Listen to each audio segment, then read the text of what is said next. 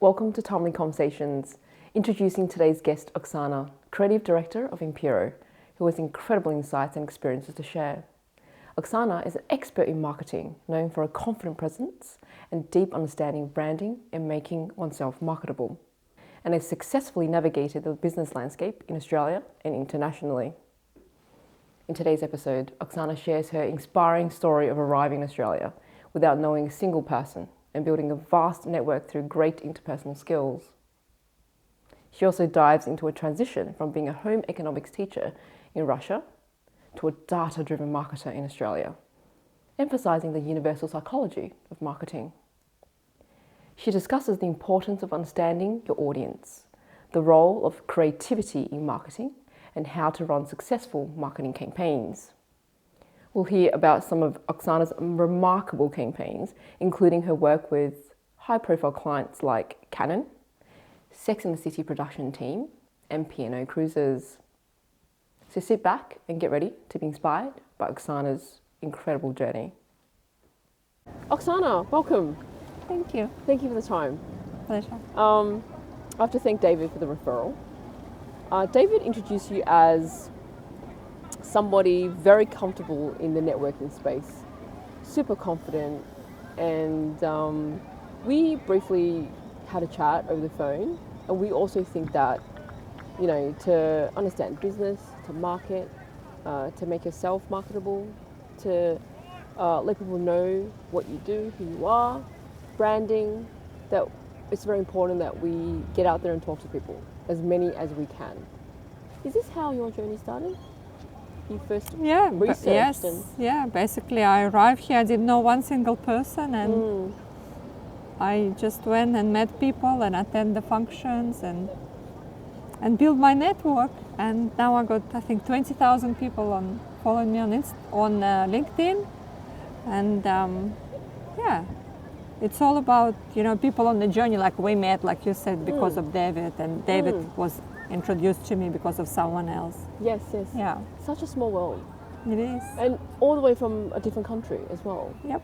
Most of us here in Australia are from different countries, I think. Very diverse. We're very lucky to have the people coming from all walks of life, all different types of cultural backgrounds. Yep. Do you think it plays a part in the way you understand marketing? Like your background from your native country? I was not in marketing. I was a home economic teacher back in Russia. I just kind of fall into marketing, and I learn it as I experiment. For me, marketing is just a psychology. So if you understand people and what makes people tick, I don't think it's actually like nation specific. Because it doesn't matter where you're coming from, we all have, you know, same needs. And Australia is beautiful because we all feel at home here. Yeah. Regardless where you came from, how long you've been here. Yeah. It's a beautiful country, and I feel very privileged to be here. Do you know why I say that? Is sometimes I feel like marketing is so clever because, for example, in China, KFC or McDonald's will have different menu items because people there will eat different things to other parts of the world. So it's almost like specific. They do so much research on that target audience or that demographics that, you know, I think the better marketers will consider the audience. Oh, you have to. You always have to consider the audience. Without the audience, you have no business. Yes. Who are going to sell it? And yes, research is a big part of marketing and data. I'm a very data-driven marketer. And I can't remember who said that if we have data, let's look at data. But if we only have opinions, let's go with mine. It is data-driven, and we need to, as a marketers, taken into consideration, you know, who are the audience. Obviously, let's say if you market in Russia, that traditionally they don't like spicy food. So then the menus need to be adapted, and if you market to people, Asian probably nationalities, they tastes different. So you would make, you adjust your product accordingly, but the marketing and the way you market, it's and the channels probably very similar, but the product itself would require maybe a little bit of adjustment and understanding. Yeah, understanding who you market is critical. Yeah. How do you compilate data when you say you're big on data and you're data driven? Yeah, you ask people. You can't guess into it. You need to know your customer. You need to ask the right questions. You need to make sure that your salespeople, I always suggest, when I work with salespeople, you need to find out 3 pieces of information about your client that you didn't know before at each meeting. And you need to, I use 5 languages of love. You can do the test to understand what's their preferred language, how they like to be communicated. It's and then use it in marketing. So you mentioned about merchandise as the field that you concentrate on. Yes. Running campaigns. Now you mentioned that you were in Cannes. Yep. And you also mentioned the memorable one was Canon invited its clients to Uluru. Any other specific case studies, campaigns that you ran that stood out to you, that you thought was worth a mention, that you were proud of? I've been in merchandise business for 21 years, so it's we ran many successful campaigns, and one of them was Sex and the City when they came and launched in Australia. We did all merchandise for Mad Max, P&O Cruises. We have some fun, successful campaign for P&O Cruises. We work a lot with Edshell, so this is the company who advertise on the bus stops, and now it's oOh!media. Yeah, so it's if you take knowing your client and bringing creativity together, this is where you create the magic, I think. Yeah. Because I think David Ogilvy said you cannot bore people into buying your product. So whatever you do, you need to make sure that it's interesting and they're excited and relevant, and it's many factors that you need to consider to make successful campaign. Can you let the audience know specifically what steps? So for example, your team members, do you have people that draw up the entire concept, to the budgeting team, to legal team, to PR? Like, how do you run the campaign from start to finish specifically? Or we take a brief from the client. We decide we're asking what they wanted to achieve, why you're doing it, because often it's acquisition. It might be acquisition campaign if they exhibit. Retention. The Canon was a retention campaign, so it was for existing clients. They will bring it together. Referral, or last one, but this is my favorite. It's surprise and delight. So what is the purpose of the campaign you're creating? And then we look at so why you're doing, who's the target audience, how we're going to deliver it, what message, what values that your brand has, that then we have to connect these values to the target audience. Like if you say we're all about quality, we need to make sure that the product that we're giving out reflects this value. You can't say we're all about quality and give something that falls apart.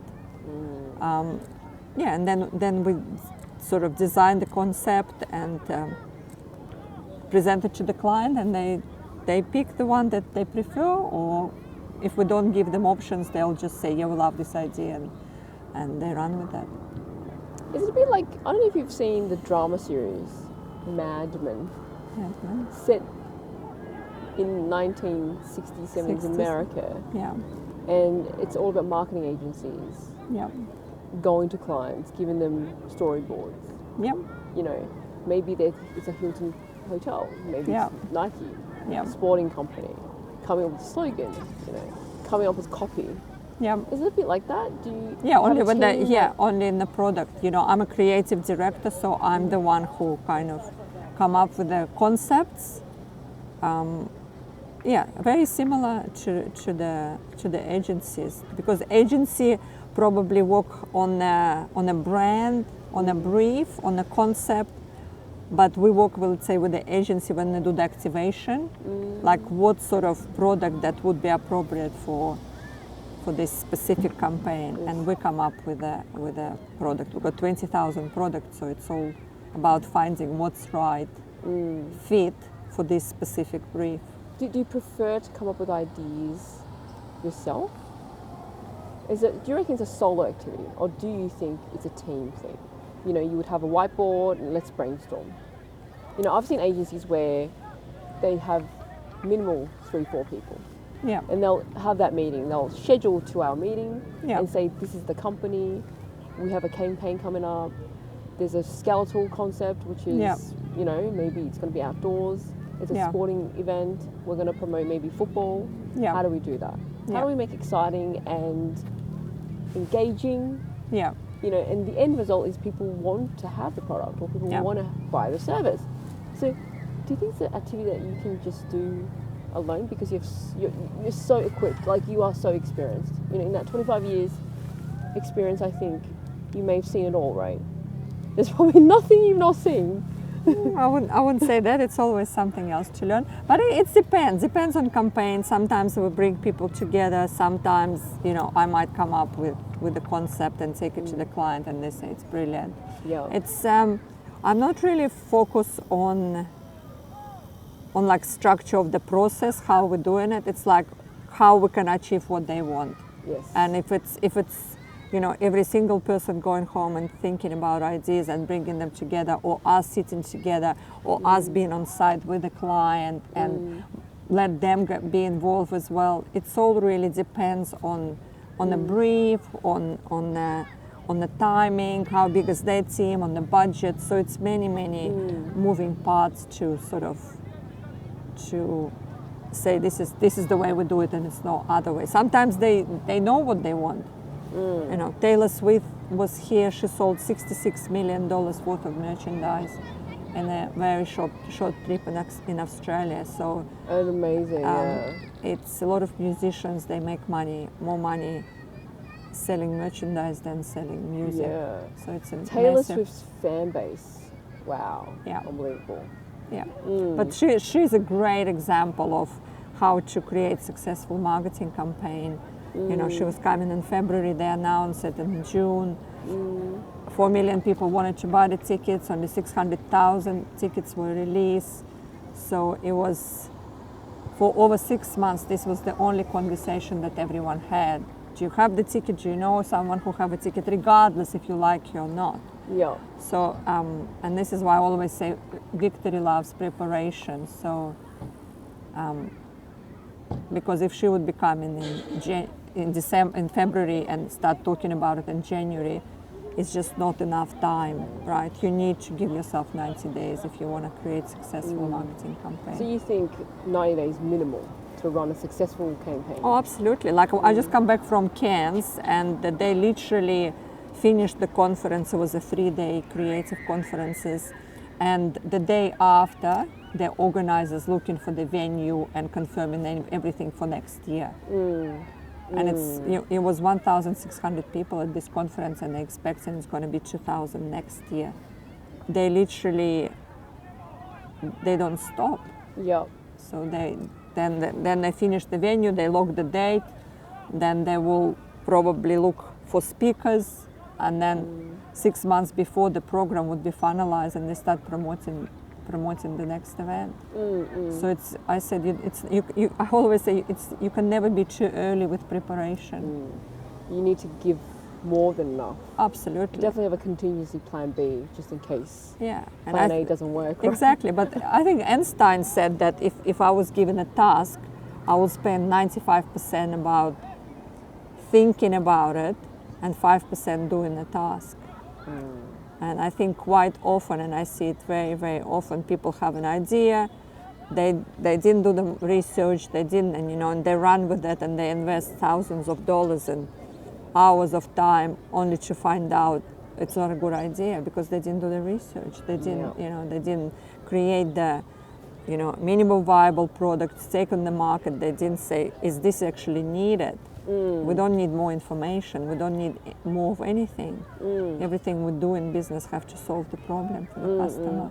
You mentioned research you would directly ask the client. Yeah. Yep. Do you have like a sample pool? Like, I mean, what is an ideal pool selection? I mean, how many people do you have to reach to get a good idea?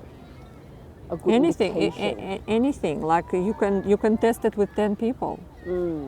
Like if these 10 people say no, here's your data. You can ask. Depends how big the market you're going for, but quite often people come to me, and I do a lot of business advisory, and I said, is this the problem on the market that you're trying to solve?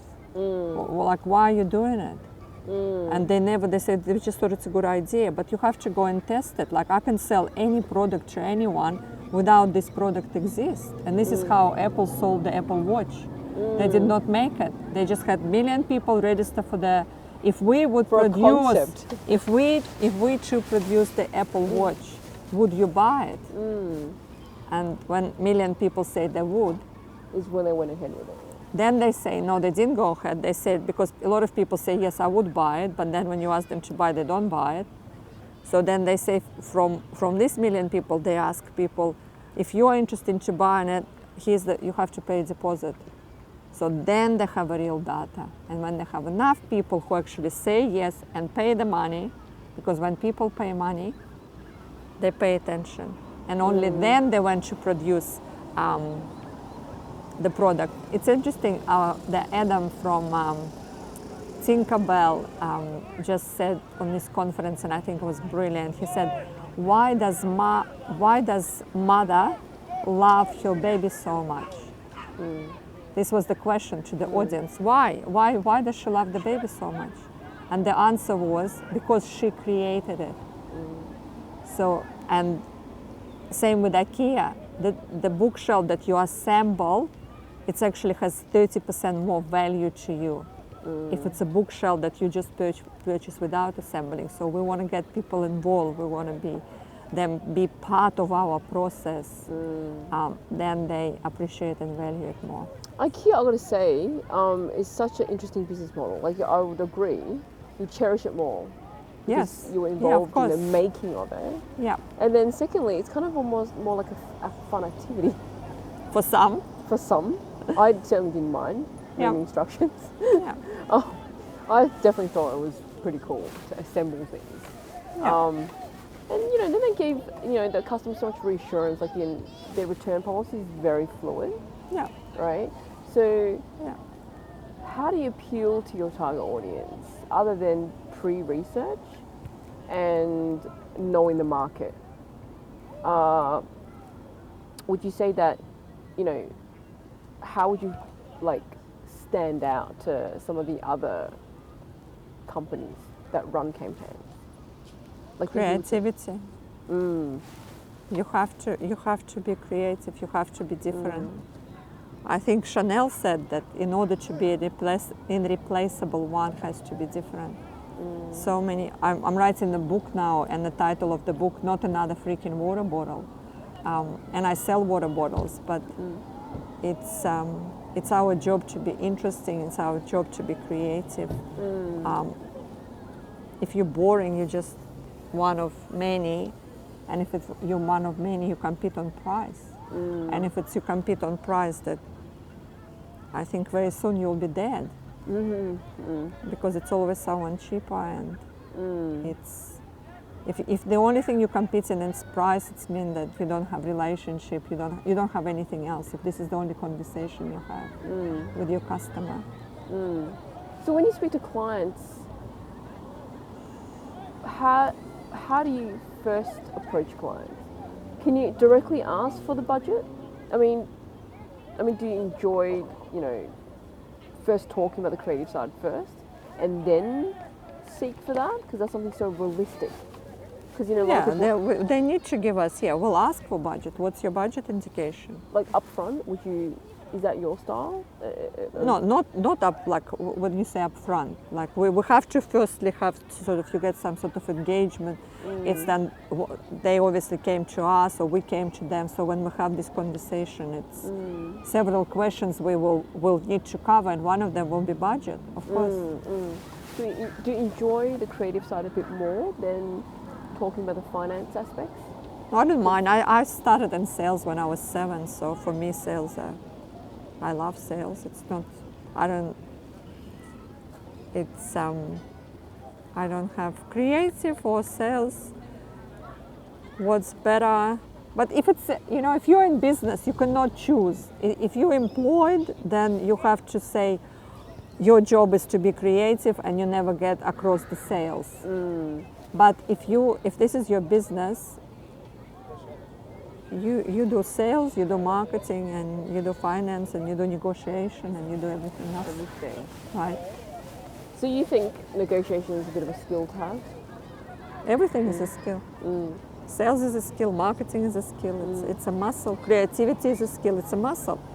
If you never exercise this muscle, you would not be creative. How do you prep yourself before you go to client meetings? For example, some people like to read a book, you know, some people, you know, people find selling daunting. Is that the overall feeling you get? Like, I don't know. I don't know. I don't have any problem with sales. If somebody find it daunting, it would be daunting. of course, you must have come across very natural at it since you were doing it at a very young age. 7 years old. Yeah. I wonder what you were selling. Strawberries. We were growing strawberries, and I was selling strawberries. So I had a product knowledge. Yeah. I was, I was giving them to test it. It was, it was never, I think that people think sales and then they make bad thing about it because they think sales is pressure. Sales is not should be any pressure, right? If you have a headache and I have a Panadol, and I say, "Hi, you got a headache? I have a solution for you. It costs $2." I did not pressure you. You can have a choice, still have a headache, or you can give me $2 and buy the Panadol. And feel better after. Exactly. Yeah. It's up to you. I'm not desperate. I don't need to, desperately sell you Panadol. So if you approach it this way, where is the pressure? Where is the difficulty? But some people, I don't know, maybe misconcept, maybe they, I don't know, tried and they didn't know how to sell and it was rejected and they took it personally and it's all become this emotional spiral of bad stories, and then they paint the sales with a black brush, but doesn't need to be this way. What's the most difficult part of being a creative director? Oh, stay focused. Because as a creative, you can get too many ideas, so you have to go, okay, out of all of these ideas that we have, which one is the one that we're going to focus on? I really want to thank you for Yeah. being here, because you mentioned last night that you don't get back till 10 p.m. Yeah. And here you are. I mean, we are very blessed that we are in this location. It's Yes. rather quite scenic. Yes, We get to very. chat, and In look at the nature, view. Yeah. Yeah. Yeah, exactly. Yeah. So, would you say you're good at multitasking? I am good at multitasking, yeah. Sometimes it's not so good, like I'm not sure who did say that you should not multitask, because it's not really, it's a flawed concept of you being productive.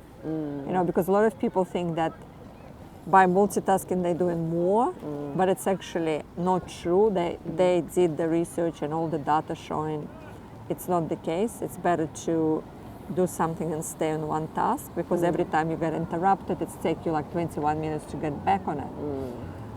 And you have like 50 incomplete tasks. Yeah, and it's Yeah. but you learn what to do, and everyone is individual. Everyone have their own formula. What works for one person doesn't work for another. It's not like one size fits all. So you just have to find what works for you. It's like some people early risers and they wake up early, and this is where they're most creative. Other people stay until 2 o'clock in the morning to be creative. I don't know. Find what works for you and do more of that. You mentioned you were a home economics teacher back in Yes, Russia. I am. Yeah. Yeah. So would you say life experiences help you in your current role? Oh, Of being absolutely. creative. Yeah, yeah. I love nature. I love yoga. I travel to over 40 countries. It's also give me the global prospects and how I work with the different industries. So it's I can take it something that people do at education, and bring it to people in medical that they never thought about.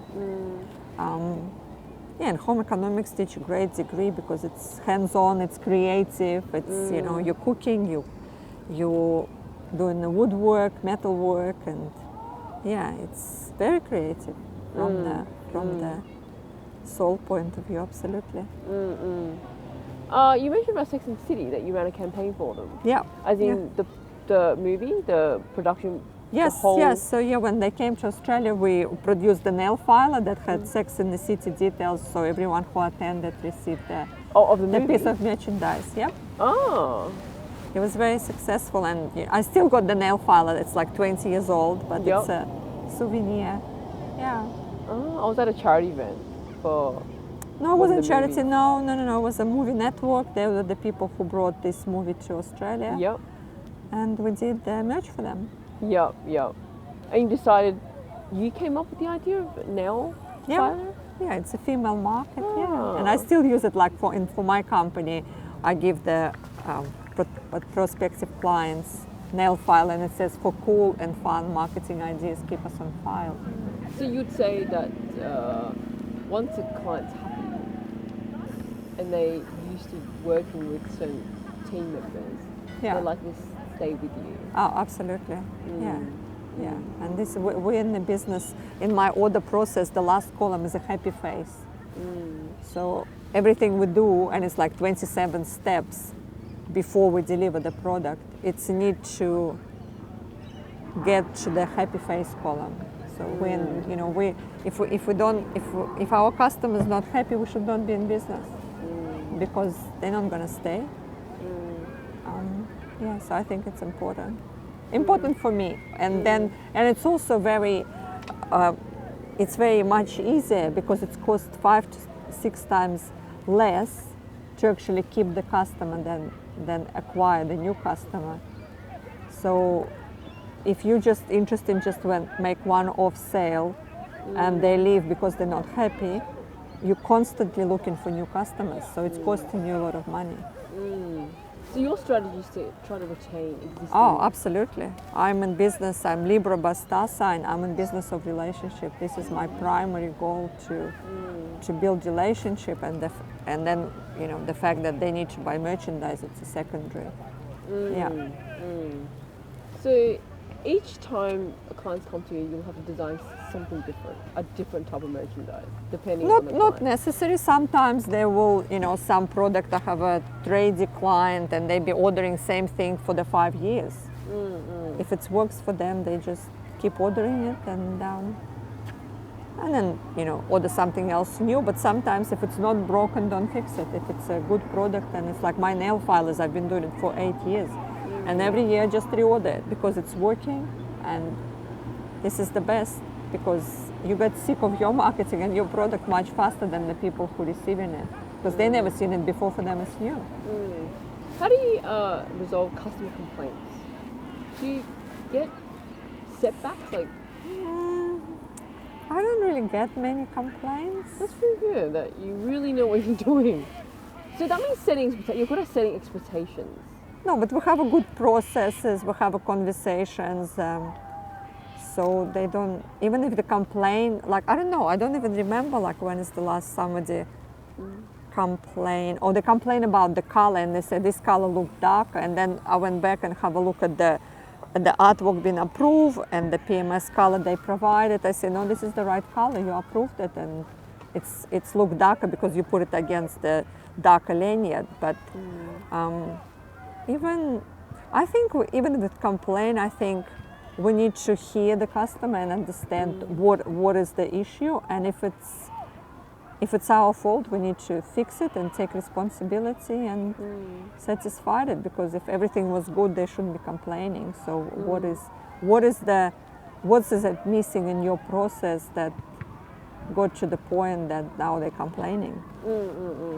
Why they, what are they complaining about? Is it your turnaround time, or is it you're not replying to them in a timely manner, or is it the product, or they're complaining? Like, it depends, but I think it's very important that we hear what's the issue and trying to fix it. What happens if you overspend on a set budget and you require more? No, we don't overspend, because before anything gets to production, it's get approved. Okay. You have to make sure it absolutely is.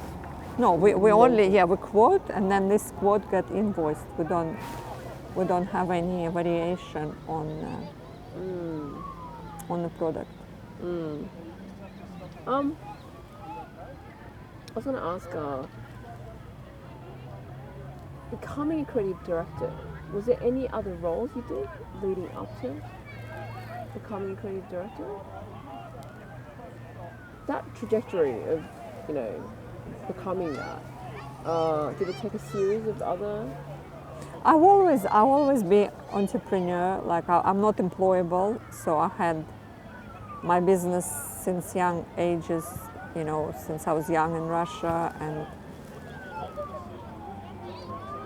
I run several businesses in Australia. So for me, it's what I do. It's just a position, a title. You can give yourself any title you want if you run the business. You can be director, you can be marketing manager, you can be account executive, you can be whatever you want to make it. So you have to hire people then. How do you manage people? I don't really manage people so much, because all the people that in my team is production, so they're responsible for printing or for embroidery or for whatever production they're doing, and the office just manage the production on a kind of helicopter higher level. And then I have assistants, couple of assistants and bookkeepers, and it's not my really talent to manage people, because I'm self-motivated. So for me, everyone who is in the team, they need to have a very clear understanding what's their responsibility and what needs to be done, and understanding the time frame and deadlines. So I'm not really. You don't micromanage people. You don't have to hover over the back. No, I don't like that. I'm not really good at it. I would not want somebody micromanage me. So I don't think anyone likes to be micromanaged. So I don't do it. Any other further projects you're running, other than? Now I'm writing the book, and I'm very excited about it. And I present quite a bit on the two topics on creativity and networking. Teach people how to network efficiently. This is my. And looking at running business events globally, so take people, sort of in the outside of business environment and bring them together to think, to learn, to connect, and have fun. So let's draw from the book. You're still in the process of writing. Yes, in the process of writing. Now, when you write, is there a method? Do you, like, for example, put dot points down? Then you go, okay, each day I want to write. Yeah, you need a structure. 10,000 words. Like, yes, you need a structure. Yeah, you work on the frame. You know what's the chapters. Then you look at what's the sub chapters, and then you write to that. But I've been writing on LinkedIn quite a bit, so a lot of it is just extracting it from that already been written and seeing where it's going to fit in the book, where it makes sense. Can you see yourself doing this for the next 10 years? Doing what? Keep doing. Keep entrepreneurship. Keep. Oh yeah, absolutely, absolutely. I don't have. Keep building. Keep. Yeah, it's my life. I don't separate business and pleasure. That every opportunity that happened in my life, it's because of my business. And yeah, I'll do it until I die. It's great. I think you've dropped a lot of golden nuggets. Pleasure. Yep, and I think you spoke of it so, I'd say, comfortably. you're right. Like this is something that you've always wanted to get into. I could see that. It's No, I something didn't. I didn't even think what I'm gonna get into it. I just got into it. I didn't even like. I don't really. You know, Sadhguru talks about that the path unfolds the moment you start walking it. If you sit here and you never take a first step, you never get anywhere. just have to execute. But if you just take a first step, I don't know. I don't know where it's going to lead me. Who said 90% of life is just showing up? You don't know where it's all. And you mentioned it on the phone. You said I don't know where it's gonna. All of this gonna lead me. Yeah. But you just know if you do all of that, this will unfold, or you unfold that this was a exercise for this, and this is the end of it, right? You don't know, but you learn something in the process, and then it's experiment. Marketing is experiment. Nothing. You just with experience, you just become a better experimenter. It does come with a bit of faith. You can't quit too early. You know, Yeah. it really is about. There's another saying. I totally agree with you that 90% of the time you're planning. Yeah. You're It's planning to Einstein. succeed. Yeah. Yeah. It's like you got to spend a lot of time filing, like that saw, sharpening the tool. Yeah. Yeah. And then it's only maybe 10% of the time that you're about to use it is when you're Yeah. ready to launch. Yeah. Absolutely. And then I love the part where he talks about psychology. Marketing is about psychology. Oh, yeah, absolutely. Yeah, it's about getting to know who Why people are buy? your potential. Yeah. Why do they buy? It doesn't matter. And offering solutions. Yep. You know, your analogy about Panadol. Like if you're sick, I have a solution for you. Yeah. You can have this. Do you and have get this better. problem? Do you have a headache? Because if you don't have a headache, my Panadol is irrelevant. Or if you say you have a headache often, and then the question is, have you ever run out of Panadol? And if the answer is yes, so guess what? You should buy maybe more Panadol so you have it. So you prepared for the next time when you have a headache. I No. have to say, I like when I order anything, they give me a little chocolate on the side. Yeah, okay. Gift with purchase, we call it in marketing. I just like getting surprised. I like getting surprised. It's just Everyone, you're not alone. This is what I say. How often, when is the last time you surprise your customers? And most of the people, most of the business say never. Yeah. Because they just give it what the customer paid for. But where's the surprise? No, customers, we acknowledge. I want Yeah. to say, I'm giving feedback right now that Yeah. I definitely acknowledge that you're giving me something I didn't ask for, and Yeah. I appreciate.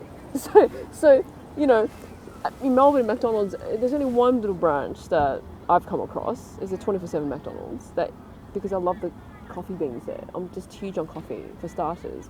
But McDonald's coffee, I have to say, the coffee beans is one of the better ones, more so than certain cafes even. And they'll serve coffee, takeaway coffee with like a teddy bear shaped biscuit, and it always brings me a smile to my face. Yep. I don't know if it's because it's teddy bear shaped, because it's so Yes, cute, yes, so cute. or the fact that I didn't ask for anything, but they give me something extra. Yes. Yeah, Psychology. it is. It's They those- it's figure those out moments- psychology. Yeah. Yeah, it's those moments you have to make the customer feel like they're appreciated, they're valued, they're special. Thanks for coming. Yep. most of the people make it like, sorry, we're here. So if you make your customer feel like sorry, This then part has they, been cut in. I like the sorry we're here part. yeah. But you've been to the restaurants like this, a coffee shop, then you go, oh my God, sorry, I have to interrupt you for the coffee order. Yeah. No, I know what you mean. Like they make you feel like, you know, the staff member Oh, behind they don't, there. but you can't blame them. You have to train staff. You know, who said that? Yeah. What if we train our staff and they go? What if you don't train your staff and they stay? Right? That's right. Train your staff. That's right. Train your staff. You definitely want them to pay attention. Yeah. Because a Often- happy customer means a lot. Yep. Yeah. And because if people don't like anything, they'll definitely let the world know. So like bad feedback will be Yeah, recorded. they ruin your business. Bad Google reviews. Never, is never, not good. never underestimate. You get it in the wrong hand, and one bad review can ruin your business. Yes. So you care about the reviews? You, Yeah, I got. I think, you know, I got 80 on LinkedIn, And the last one is a couple of weeks ago, and the first one 19 years ago. So I don't hide anything. I can give, if somebody wanna talk to one of the customers, I call, like, somebody want to talk to David, and I say, oh, you can talk to David, he's my client, he will tell you. I have nothing to hide. You know, because you can't, you know, like you can't lie your way into a relationship. They're gonna find out. The dark will come to the light. You know, you can't hide it, so it's not a good strategy. But it's just my point of view. Somebody might think differently. So you keep things transparent, right? Just Yeah, of course, integrity. yeah, of Like you course. act on your words, yeah? Yeah, yeah. The only thing you have is your word. If you can't keep it, why are you here? But it's why it's important. You have to know who. You know, when I work with the clients, I said, you know, before we do anything, we need to see if we have the same values. And I need to like you as much as you need to like me. I'm not here to be your supplier. I'm here to work with you to find out the best solution. So it's the values need to be aligned. So you really try to ask these questions. You have these, Yeah, what's like, important? Yeah, but you straight away you would know, you know, how people correspond, how they're on the phone, what questions they ask, and yeah. But I'm kind of famous for going deep very fast. Hobby, I help businesses. You know, I help people who come to me and said, I have a business ideas, and then as a mentor, I have to ask them the question: have you done profit and loss? What's the next step? How are you going to monetize it? And it doesn't need to be monetized. You might say to me, this is my hobby, and I don't want to make any money, and this is my hobby project. No problem. But if this is your business, where is the money? How much money you're going to make? How long it's going to take?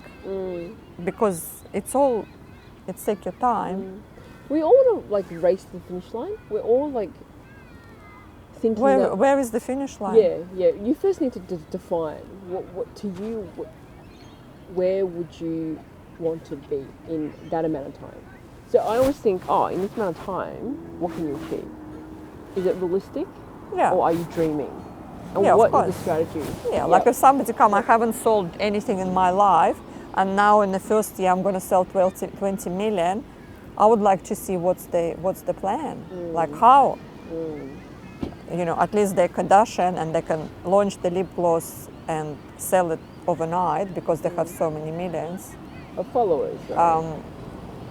Yeah, and millions behind them to create the product, and million followers that they can launch it. But if you have 7.5 followers and you decide to launch the lipstick, it will take you a long time to sell your, you know, million lipsticks. So you have to have a market. The timing of everything is pretty good.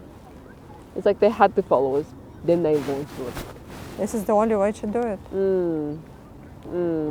Customer before the product. It's not, you know, this build and they come, it doesn't work. You need to know who is coming and then you build it. Like what you were saying about Sex and the City, you think most of women would watch that? Yeah. So when you who the market is. Yep. Do you go into specifics, like for example, what type of women, like? For what?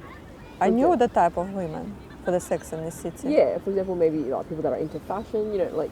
Yeah, like if you see Sex and the City, you know what type of women.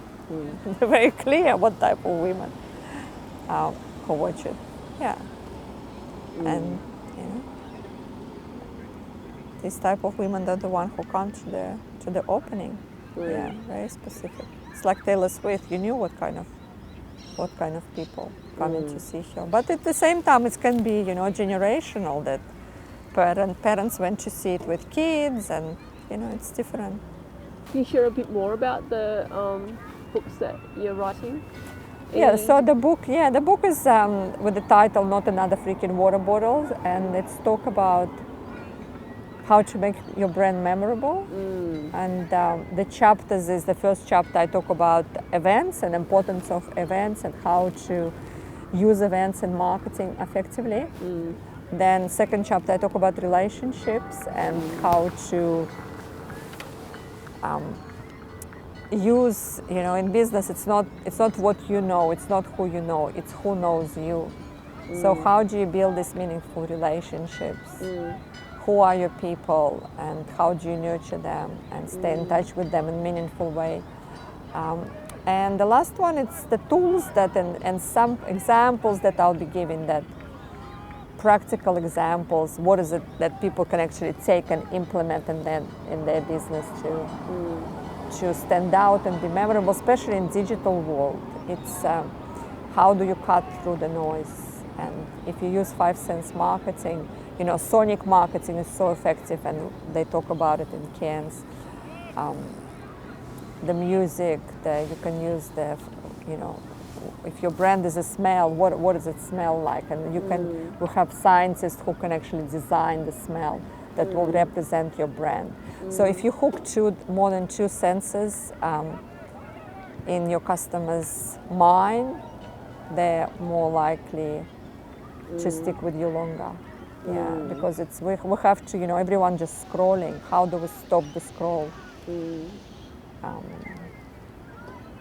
Yeah. So when I look at scrolling, I literally would have to say, oh, this is my time limit, and then I hop off. Yeah, exactly. Is that how you go about control? Yeah, or Not try excessive. to. Yeah, it's people say I don't have time to do this and do that, and then they spend hours scrolling. What is it? And if you're on another side, if you're in marketing, if you're advertising, what do you need to do that they stop on your ad? It's very difficult. 97% of it just wasted. On another hand, if you do direct mail campaign and you send them something in the post, inbox is full, mailbox is empty, you get 100% opening rate. So it's back to guerrilla marketing and make it simple. Any other types of marketing you've done? So direct marketing, mail. Direct mail. You send people gifts. Yeah. Then you invite guests. Yeah. To a location. Events. Yeah, everything. Mix marketing. It has to be, for marketing to work. It has to be a marketing mix. You can't just do just email. And if you're just doing the email and you're not doing events, you're missing out. So if you have a big database of people who in the email, you can still bring them together. Even if you're a retail store, you said, oh, we're having the opening night, come along and invite people. If you're ever stuck on ideas, do you consult anyone? Oh, I have beautiful mentors. Yeah, I always have mentors. Yeah, I have people who are smarter than me and done what I've done for much longer. And Is it people that led you into this industry? No. Or you just always loved entrepreneurship? Like you knew that this is definitely something that you're not going to shy away from? No, I was never looking for a job. So this is the only way for me. Well, we covered a lot of topics. I can't wait to see your finished book. Yes. Has it just started? Is there It's another few months. Yeah, before it wraps up? Yeah, before the book launch. Yeah. How are you going to launch this? Now that you're a creative director, I'm sure you have ways of launching this. Yes, it's all. Any ideas? Yes, have ideas. We have a venue. Yeah, have people who are inviting. Yeah, it's going to be interesting. I want to congratulate you for that moment. Thank you. I feel like a few months is really around the corner. Yeah. I hope the opportunity stands for if you do visit Melbourne. Yes. Please let us know. Yes, maybe we'll do the book launch in Melbourne. I think you should consider. Yeah. Melbourne has a lot of great things, great venues, great opportunities. Yeah, definitely. Yeah. To get to know even more people. Yeah. Thank you. Thank you for Thank you for your inviting. time. Thank you.